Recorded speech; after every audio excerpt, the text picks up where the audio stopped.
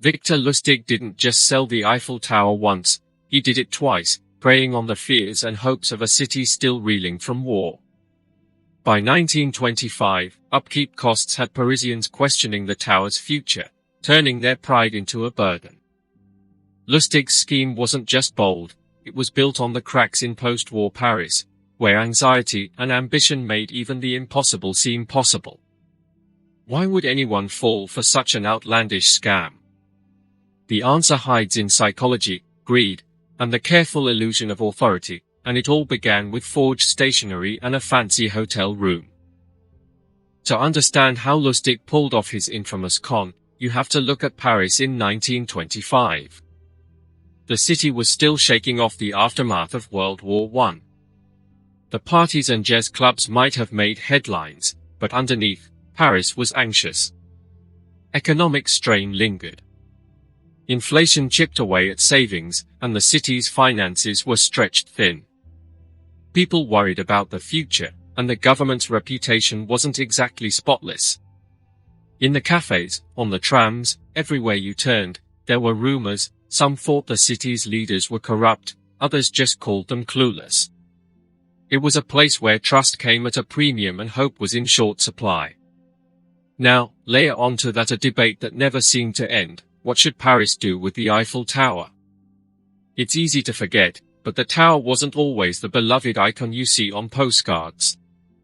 When it first appeared in 1889, critics called it an eyesore and expected it to be torn down after 20 years. It stuck around because it proved useful as a radio tower, but by the 1920s, its reputation was back on shaky ground. Some Parisians still saw it as a symbol of French ingenuity, but plenty of others grumbled that it was a hulking relic, draining the city's resources. Newspapers lamented its astronomical maintenance bills, exactly the kind of doubt Lustig would later exploit. It was a perfect storm. The tower, once a point of pride, had become a burden. People argued about whether to keep it, sell it, or tear it down. The city's finances were a mess, and the tower's upkeep was a constant source of frustration.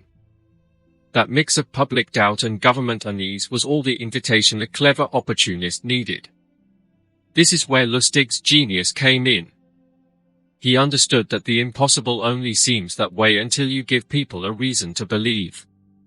Most would have looked at the idea of selling the Eiffel Tower and laughed it off as absurd. But Lustig knew that in a city full of uncertainty, even the wildest ideas could start to sound reasonable if you presented them with enough confidence. He had a knack for reading the room, sensing when people were desperate for solutions, and then offering them exactly what they wanted to hear. He didn't miss a detail. The ongoing debates, the mounting frustrations, the resentment toward the tower's endless bills. Lustig paid attention to all of it.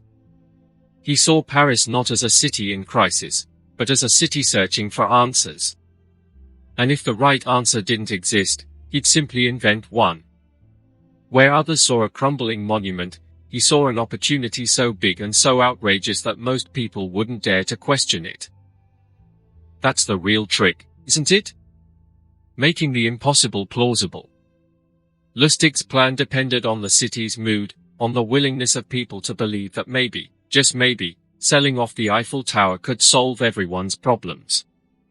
He didn't have to create the doubts or the frustrations, he only had to give them a direction. The tower became more than just a landmark, it became a symbol of everything Paris was struggling with, and Lustig knew how to turn that symbol into leverage.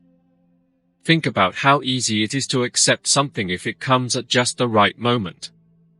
In 1925, Paris was primed for someone to step in with a bold solution, no matter how far-fetched. The city's wounds were still raw, the economy was fragile, and people were tired of waiting for things to get better. All Lustig had to do was offer them a way out, one that felt official, urgent, and just believable enough to work. He didn't need to pull off any magic tricks. The city's mood did most of the work for him. By the time he set his plan in motion, Lustig was simply nudging people toward what they already half believed. The tower's future was uncertain, and in that uncertainty, he found his opening. So, while Paris in 1925 was a city of jazz and new ideas, it was also a place where doubt and hope collided every day. That collision created the perfect stage for a scheme as outrageous as selling the Eiffel Tower.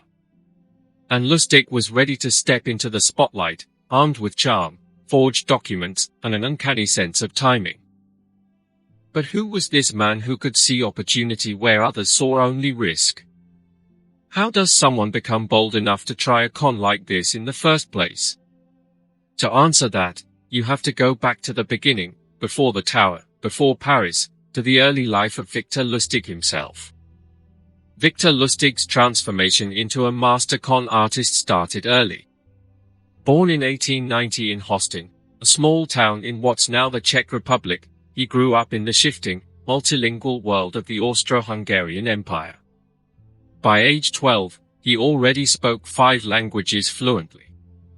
This wasn't just a party trick, it was the foundation of his greatest skill, fitting in anywhere, talking to anyone, and making himself invisible or unforgettable, depending on what the moment called for. He didn't just learn how to speak, he learned how to listen, how to echo someone's hopes back at them, and how to slip into the role that would get him what he wanted. He didn't waste time with childhood daydreams or ambitions that fit inside the borders of his hometown. While most kids were content to follow rules, Lustig saw them as suggestions. He was curious, restless, and observant. His real education happened in the back rooms of gambling dens and smoky card tables, where he picked up more than just a few tricks with a deck of cards. He honed his sleight of hand, learned to spot a nervous twitch or a hungry glance, and figured out how to turn those tiny tells into big opportunities. He didn't care much for luck, he preferred control, and he found it in the way people revealed themselves when they thought no one was watching. Hostin was too small for someone with Lustig's ambitions. By his early 20s, he was looking for a bigger stage. He found it on the luxury liners that crossed the Atlantic, packed with wealthy travelers and businessmen who liked to think of themselves as worldly, but who all wanted to believe they were just one clever deal away from something even better. Lustig became a chameleon. He could be the charming European aristocrat, the self-made American, or the mysterious stranger with a secret opportunity. He watched, listened, and tailored his approach to each mark, always making them feel like they were in on something special. On those ships, he refined his act. His scams were never just about stealing money, they were about selling dreams. He would listen to a mark's ambitions and fears, then spin a story that made them feel like luck was finally on their side. He didn't need to push, he let them convince themselves. Sometimes it was a fake investment, sometimes a rigged card game, sometimes a promise of easy riches just out of reach.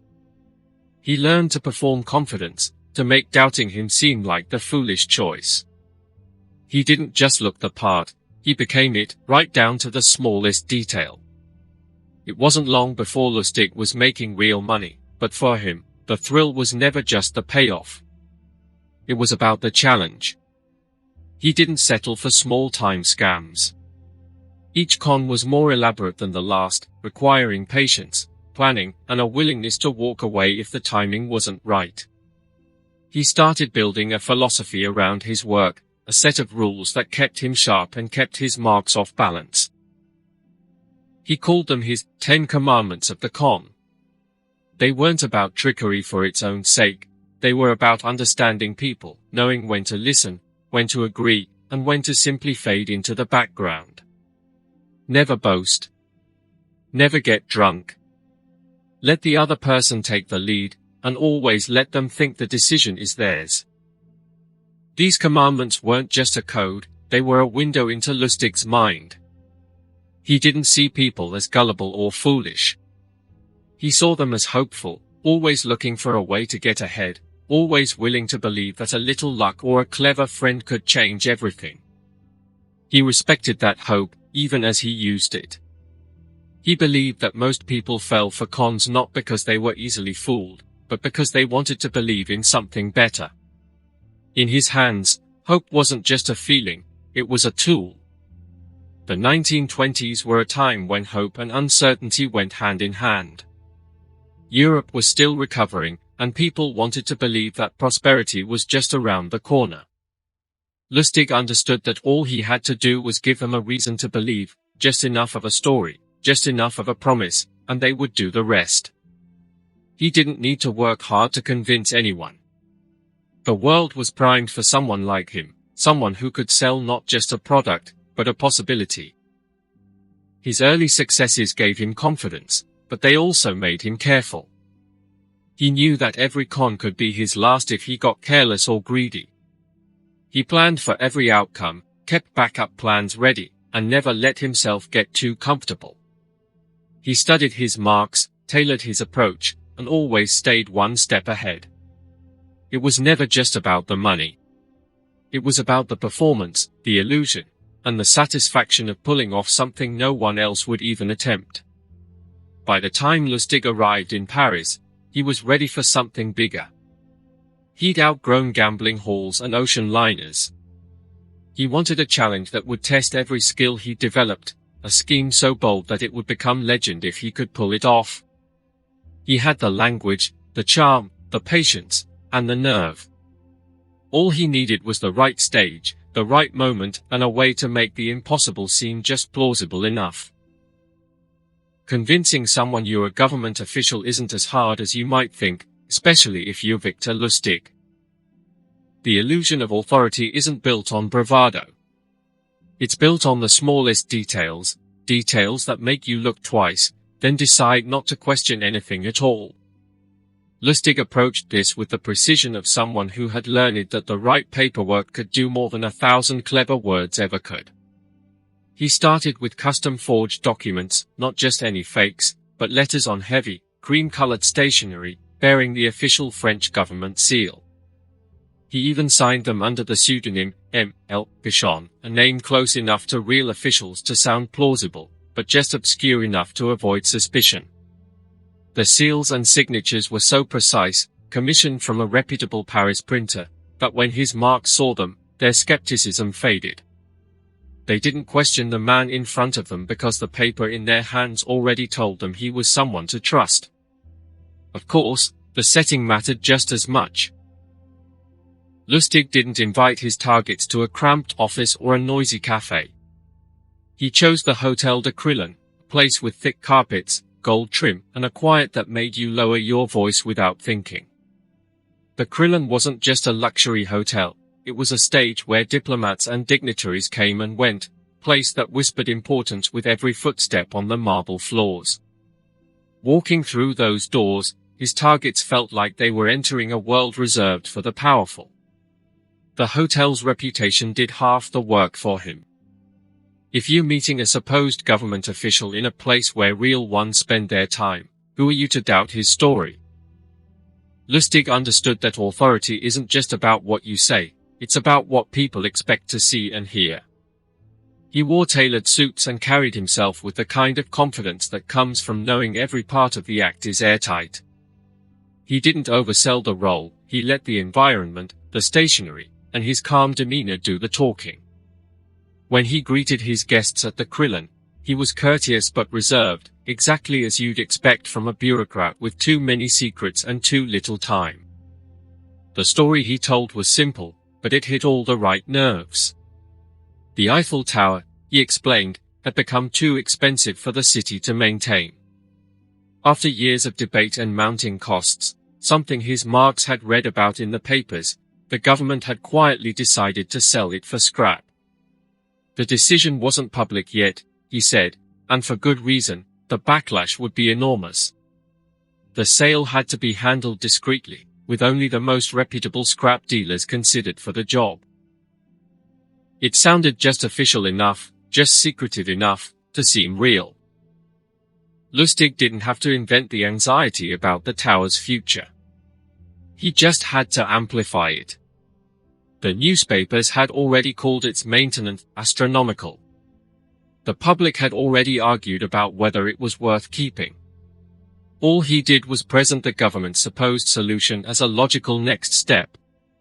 He used carefully chosen facts, real frustrations and real numbers, then wove in his own narrative, making it hard for anyone to separate truth from fiction. If you were sitting across from him, with that official letter in your hand and the Krillin chandeliers glinting above you, would you have doubted him? He knew that picking the right target was as important as the story itself. Not every scrap dealer in Paris got an invitation. Lustig looked for someone with ambition, someone eager to prove themselves. That's where André Poisson came in. Poisson wasn't the richest dealer, but he was hungry. He wanted to move up in the world, to show the old money crowd that he could play their game. For Poisson, the idea of buying the Eiffel Tower wasn't just a business move, it was a chance to rewrite his own story. Lustig tailored his approach with care. He made Poisson feel special, as if he'd been handpicked for a job that required absolute discretion and trust. He explained, with a lowered voice, that the deal was confidential. The government couldn't risk a scandal, so only a select few had been approached. He dropped hints about political fallout and the risk of public outrage if word got out. The secrecy wasn't just plausible, it was essential. And it made Poisson feel like he was part of something bigger than himself. Selective truth-telling became Lustig's sharpest tool. He offered just enough real information to keep Poisson grounded, but left out anything that might prompt a second thought. He described the tower's maintenance costs, referenced recent city council debates, and even mentioned the logistical nightmare of dismantling such a massive structure. Every detail had a purpose, to make the lie so ordinary, so reasonable, that it slipped right past Poisson's defenses. The final piece of the illusion was urgency. Lustig hinted that the government wanted the sale wrapped up quickly, before rumors could start or the press could get wind of it. There was no time for endless negotiations. If Poisson hesitated, he risked losing out, not just on the deal, but on the chance to become someone new in the eyes of Paris. That pressure did what it always does, it made skepticism feel like a luxury Poisson couldn't afford. Through it all, Lustig kept his composure. He never pushed too hard. He never revealed more than he needed to. He let Poisson draw his own conclusions, let him fill in the gaps with his own ambition and hope. The illusion of authority was complete not because Lustig demanded trust, but because he made it feel natural. By the end of their meetings, Poisson wasn't just convinced, he was eager, certain that he'd been chosen for something extraordinary. And that's the real trick, it wasn't just the paperwork, or the setting, or the story. It was the way Lustig made his mark feel like the opportunity was slipping away even as he reached for it. That feeling, the quiet panic that you'll miss out if you don't act fast, was the last, most important piece of the illusion. Because in the end, belief alone isn't enough. You need to make people feel like they have to move, right now, or risk losing everything they want. Lustig's next move was to quietly let André Poisson know that he wasn't the only dealer with a shot at the Eiffel Tower. He never spelled it out, but he dropped enough hints, mentions of other interested parties, a nod to strict deadlines, and the suggestion that competition was fierce. This wasn't just about making the deal sound exclusive, it was about making Poisson feel like the clock was ticking and the prize could slip away at any second. Scarcity and urgency, served up in careful doses, did most of the heavy lifting. Poisson wasn't a fool, but he was ambitious. Lustig could see that hunger a mile away. So he played to it, shaping every conversation to make the deal feel like a rare opportunity. He didn't just talk about the tower as scrap metal. He talked about status, about prestige, about the kind of win that would put Poisson's name in the papers, if, of course, the deal ever became public. The secrecy was part of the appeal. Lustig explained that the government only trusted a handful of dealers, and that the entire transaction had to be handled quietly to avoid public outrage. One slip, and the whole thing might vanish. The real genius was in how Lustig managed the pressure. He never barked orders or demanded quick decisions.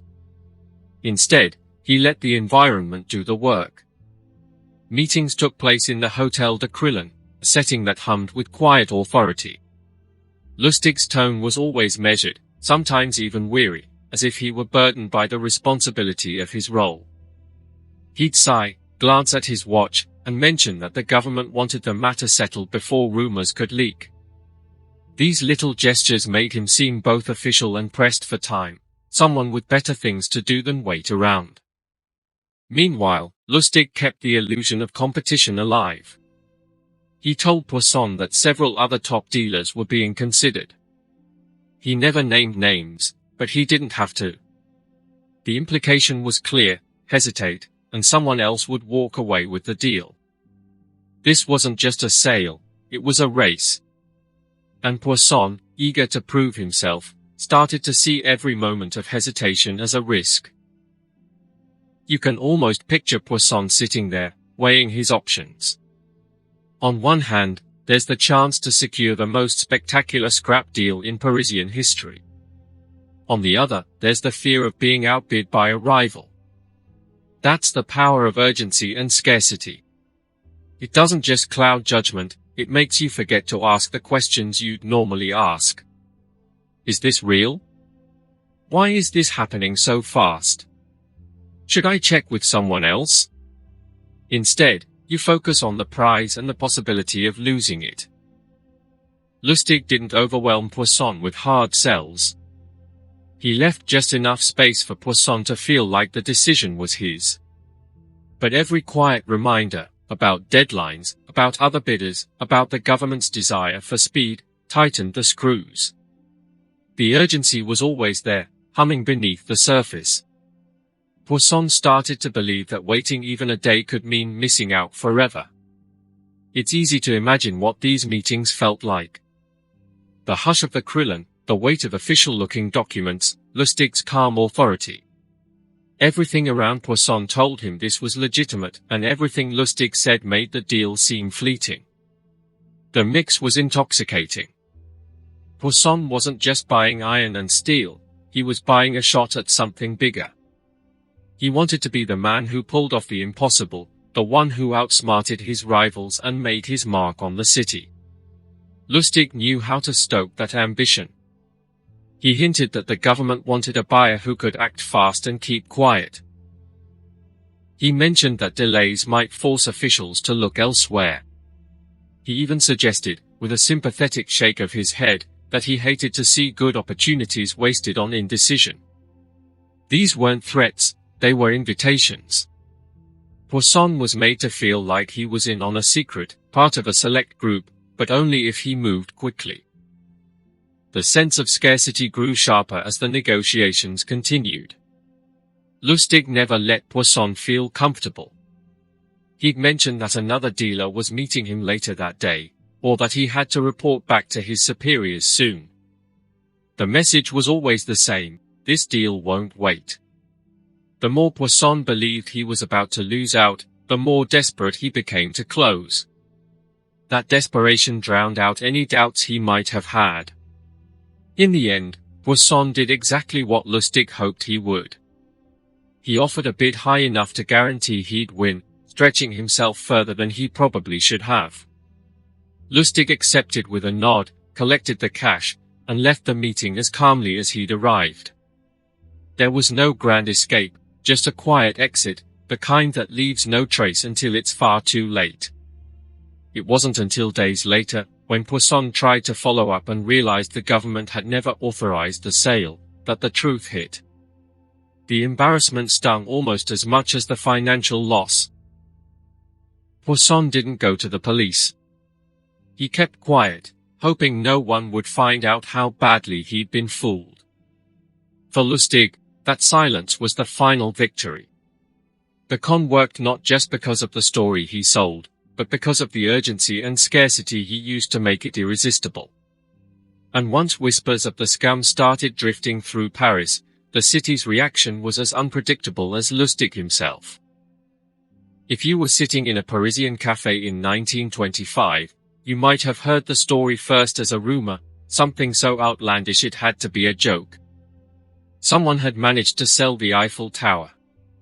Not just once, but apparently, he'd convinced a scrap dealer to pay for the privilege of tearing down the city's most famous landmark.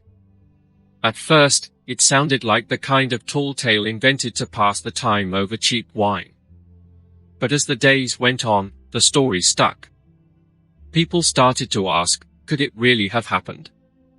What made the tale so sticky wasn't just its scale, but the silence that followed.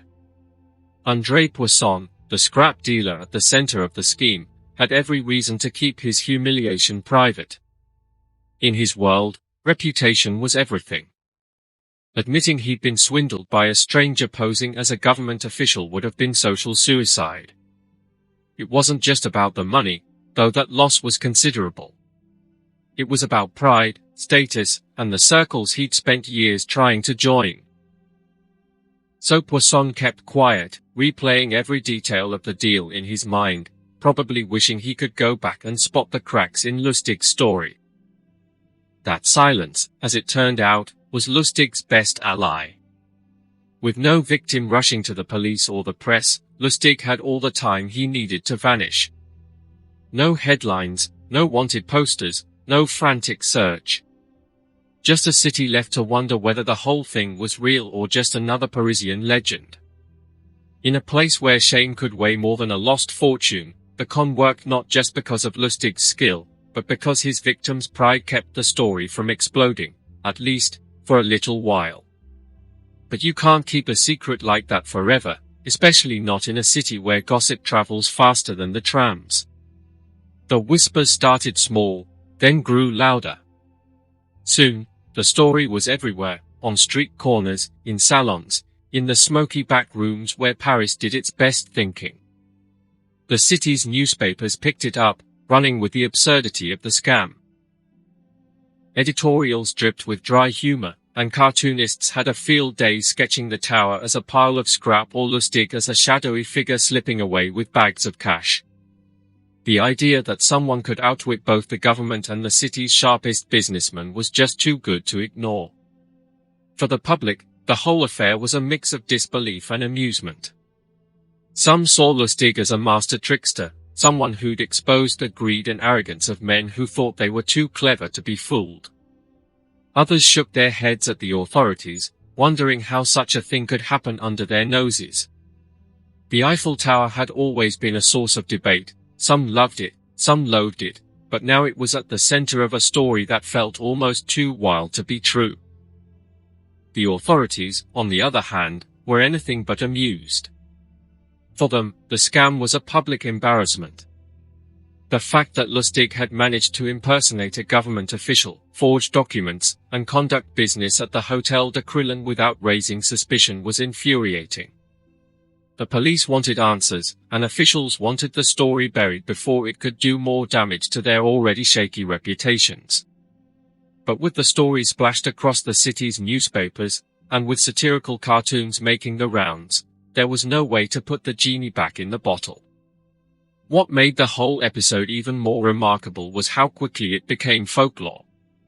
The details blurred at the edges, growing more exaggerated with every retelling. Some said Lustig had charmed half the city's elite before skipping town. Others claimed he'd left behind a trail of baffled officials and empty champagne bottles. The truth was simpler, but no less impressive. Lustig had read the mood of Paris perfectly. He'd found a city anxious about its future, a monument everyone argued about, and a victim desperate to prove himself. Then he'd woven those threads into a story that was just believable enough to work. And, as if once wasn't enough, Lustig managed to pull off the same scam again. According to historical records, he repeated the Eiffel Tower con within a year, making only minor adjustments to his approach. The second time, he targeted a new mark, told a similar story, and again walked away with a small fortune. That he could do it twice, after rumors of the first scam had already started to circulate, only deepened his legend. It wasn't just about being clever, it was about understanding how hope and ambition could drown out skepticism, even after the city had been burned once before. The second attempt didn't go unnoticed for long.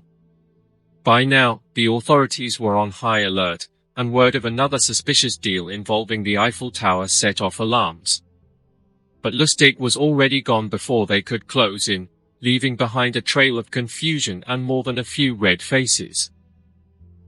The newspapers, never ones to pass up a good story, ran follow-ups and lampooned the officials who'd failed to stop him. For Parisians, the saga was equal parts cautionary tale and entertainment. Over time, Lustig's exploits took on a life of their own. He became a fixture in the city's collective memory, a name whispered with a mix of admiration and disbelief. The details shifted, but the core never changed. Here was a man who had sold the Eiffel Tower, not once, but twice, and walked away without a scratch. In a city that prided itself on wit and resilience, Lustig was both a warning and a legend. But Paris was only the beginning. For Lustig, the Eiffel Tower was just one chapter in a much longer story. The lessons he learned, the power of a good story, the value of timing, the importance of reading a mark, would shape his next moves. And as you'll see, his appetite for invention and risk was far from satisfied. Let's shift from Paris and the Eiffel Tower to the quieter, more private rooms where Victor Lustig did some of his most impressive work. You're not in a grand hotel this time. You're in a plush suite or a smoky back office, waiting for Lustig to unveil something that promises to change your life. He opens a case and sets down an object about the size of a typewriter, polished cedar, brass dials, and a set of rollers that look just complicated enough to be convincing. He calls it the Romanian money box. The name alone sounds like something from a pulp adventure, but Lustig never relied on fantasy.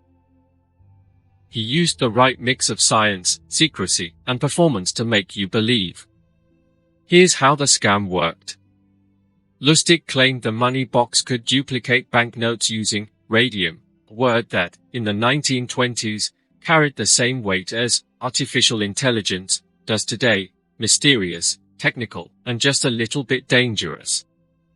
The promise was simple: insert a genuine bill, wait for the machine to process it, and out comes a second, identical bill. The box didn't look magical, but it looked plausible. That was the point. You could see the gears, the rollers, the dials.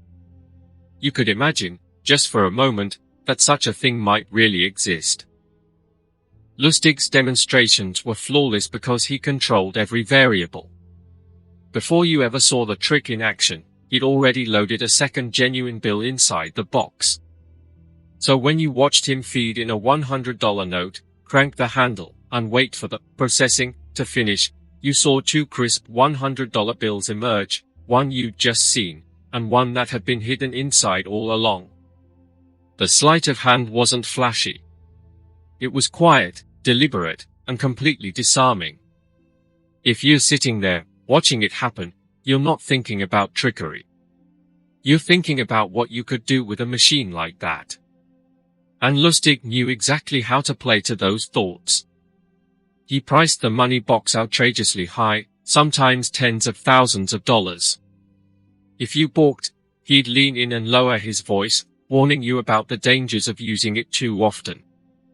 Don't flood the market, he'd say. The authorities are always watching. That little bit of caution made the whole thing feel even more real. You weren't just buying a machine, you were buying a secret, something too powerful for just anyone to have.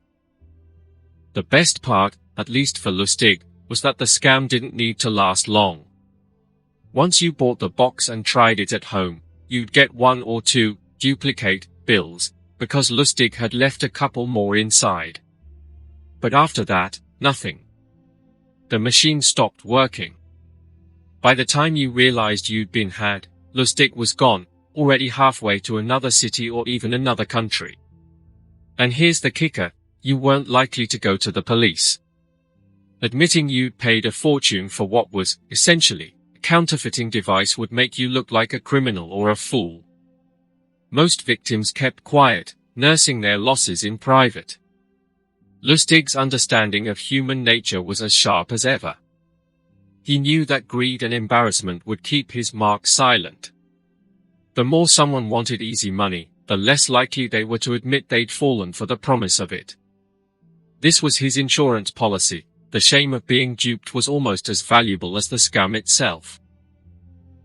But the money box was just one example. Lustig's repertoire was broad, and he adapted his approach to fit the moment. Sometimes he posed as a banker, offering fake investments with guaranteed returns. Sometimes he dangled the promise of a fixed horse race, drawing in gamblers with the lure of inside information. Other days, he'd offer shares in imaginary real estate or sell bogus bonds. Each scheme was tailored to the mark, sometimes a businessman hungry for an edge, sometimes a gambler looking for a shortcut, sometimes just someone who wanted to feel clever for a change. He rarely worked alone. Lustig often brought in accomplices to add credibility to his act. One of his most memorable partners was dapper Dan Collins, a man with a circus background who could play any part Lustig needed. Collins was the kind of sidekick who made an entrance, adding just enough drama to make the whole setup feel authentic.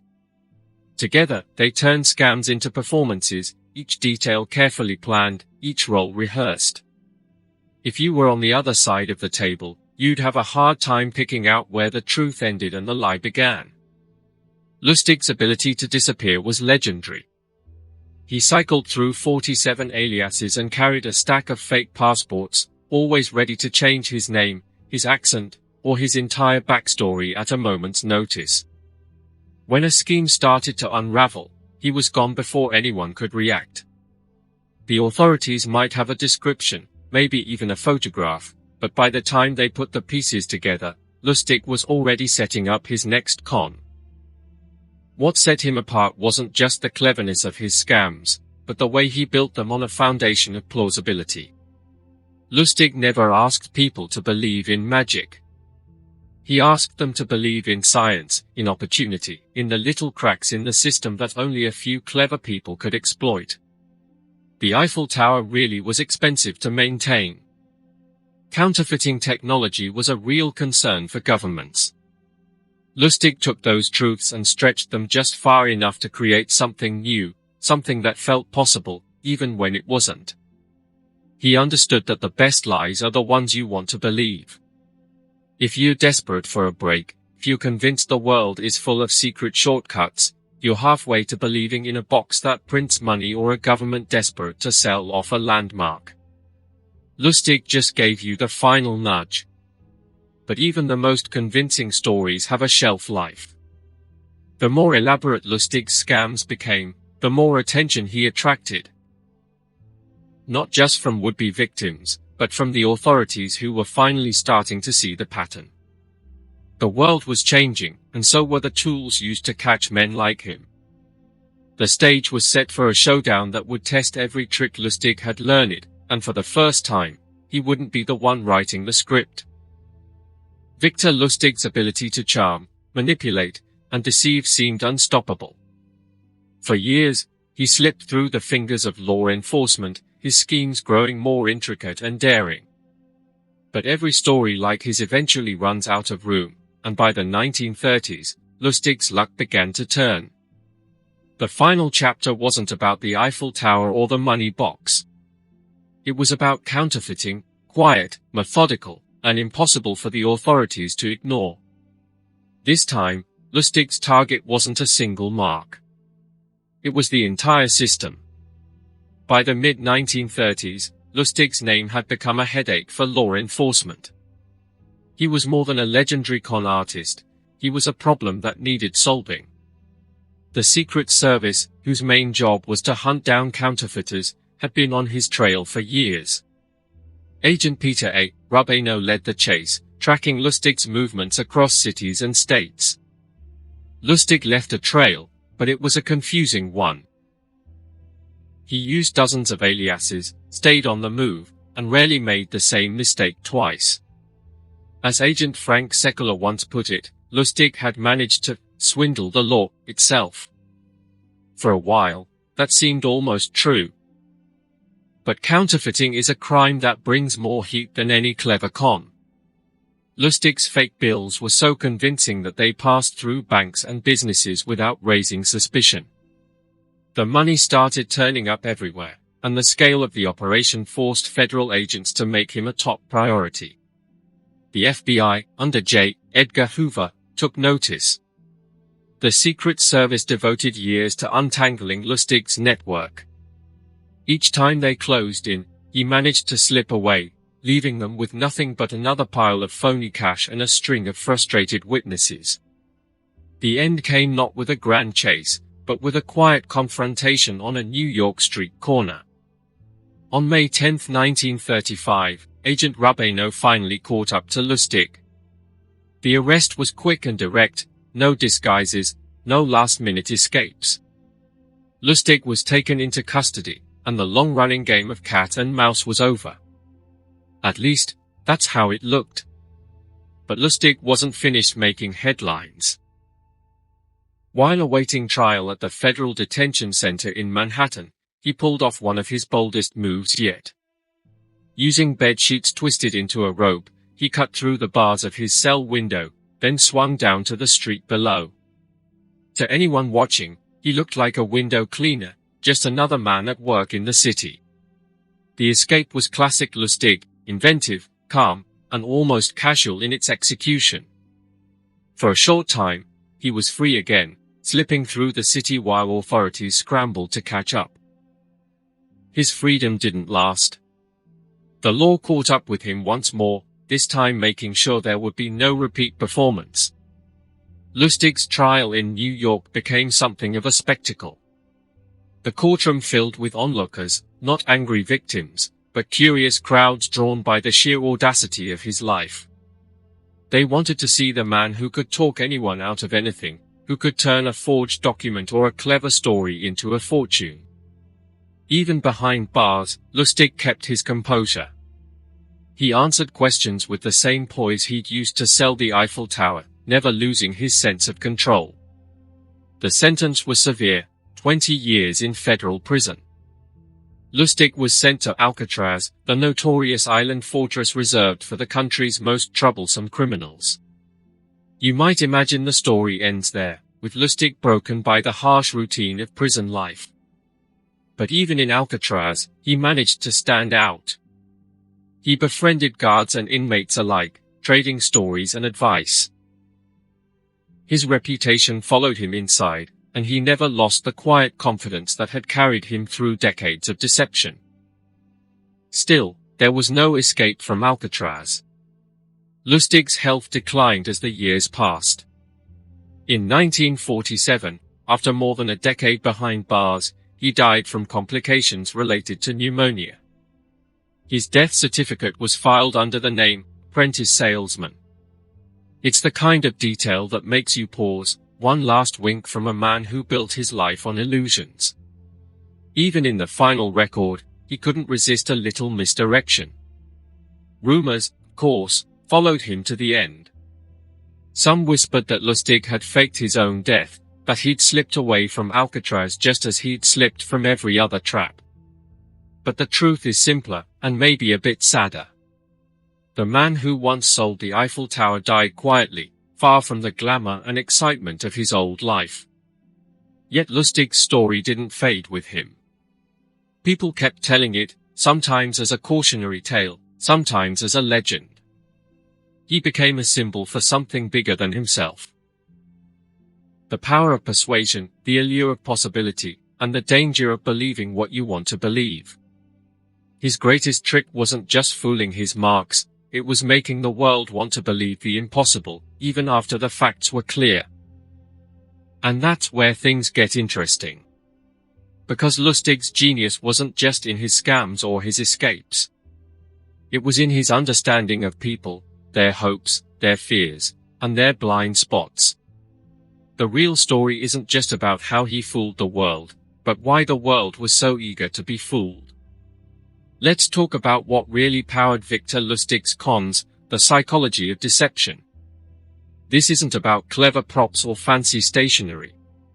It's about understanding the basic levers that move people, greed, fear, and hope, and knowing exactly when to pull each one. Lustig wasn't just a trickster, he was a student of human nature, and he used that knowledge to make his lies feel like opportunities you couldn't afford to miss. Greed was his favorite tool. Not the cartoonish, villainous kind, but the quieter, everyday kind that makes you want just a little more than you have. Lustig knew how to spot it in a handshake, a glance, or a stray comment about business.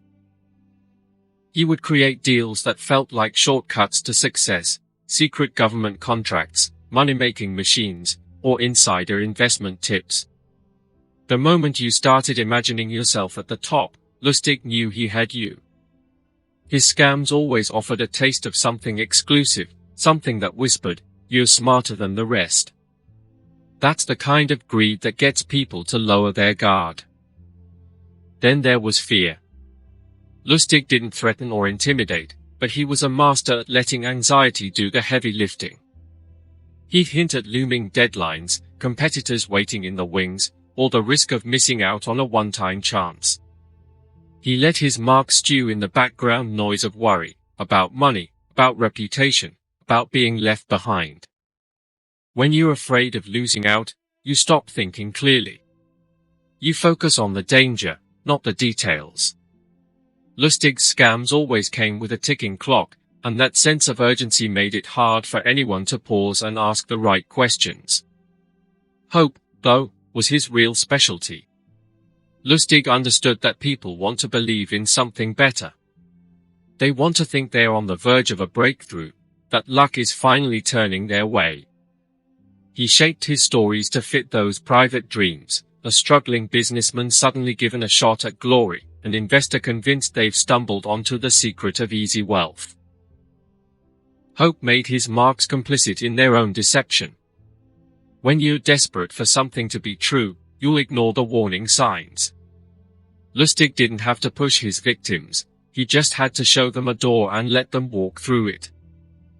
What set Lustig apart wasn't just his ability to read people, but the way he built his lies on a foundation of plausibility. He didn't invent wild fantasies out of thin air. He started with facts, real maintenance costs for the Eiffel Tower, real economic anxieties in post-war Paris, real stories in the newspaper. He'd weave these details into his narrative, making sure every lie was anchored to something his mark already believed. The result? His scams didn't feel like leaps of faith. They felt like the logical next step. You weren't being convinced of something new, you were being nudged toward a conclusion you wanted to reach anyway. This wasn't just luck or talent. Lustig had rules for how to handle people, and he followed them religiously. His 10 Commandments of the Con were less about trickery and more about psychology: listen more than you talk, agree with your mark's opinions, never boast, and always let them think the choice is theirs. By echoing someone's beliefs and making them feel heard, Lustig built trust quickly. He didn't force decisions. He let the mark step into the trap willingly, convinced it was their own idea. This approach is as old as persuasion itself, but Lustig's consistency made it look effortless. Timing was everything. Lustig thrived in an era of uncertainty. Paris in the 1920s was full of people looking for stability, for a way to get ahead after years of upheaval. He knew that when society is anxious, when people are unsure of the future, they become easier to sway. If you feel the ground shifting beneath your feet, you're more likely to grab onto anything that promises safety or success. Lustig's scams weren't just about individuals, they were about reading the mood of an entire city and knowing when to strike. If this all sounds familiar, it should. The blueprint Lustig used is still at work today. Modern scammers use the same tricks, playing to greed with guaranteed returns, creating urgency with fake deadlines, and building authority with forged documents or social proof. The internet just makes it easier and faster.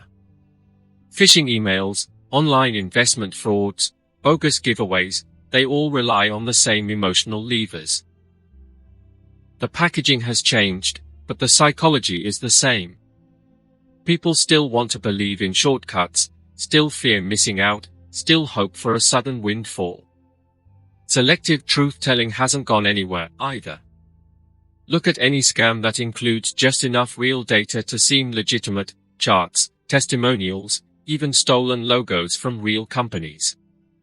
The best lies are always wrapped around a kernel of truth. That's what makes them stick. Lustig's genius was in knowing exactly how much reality to mix in, and exactly when to stop talking. At the core, Lustig's cons were mirrors.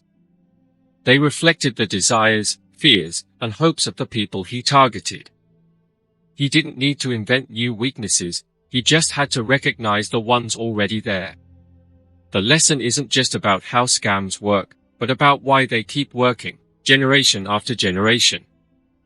The tools change, but the vulnerabilities don't. So, as you think about Lustig and his legendary scams, the real question isn't how he did it. It's why so many people wanted to believe him. That's the uncomfortable truth at the heart of every great deception. And it's the reason stories like his still matter. When you look at Victor Lustig's story, it isn't just a lesson in clever cons, it's a mirror held up to human nature. He didn't really sell monuments or machines, he sold belief. As one historian observed, Lustig's greatest con was selling belief itself. His schemes thrived on hope and fear, showing how ambition can make anyone overlook their doubts for the promise of something better. So, next time you hear a story that sounds too good to be true, remember the man who sold the Eiffel Tower, twice. Share a story you found hard to believe in the comments, and if you enjoyed this journey, leave a like. Until next time.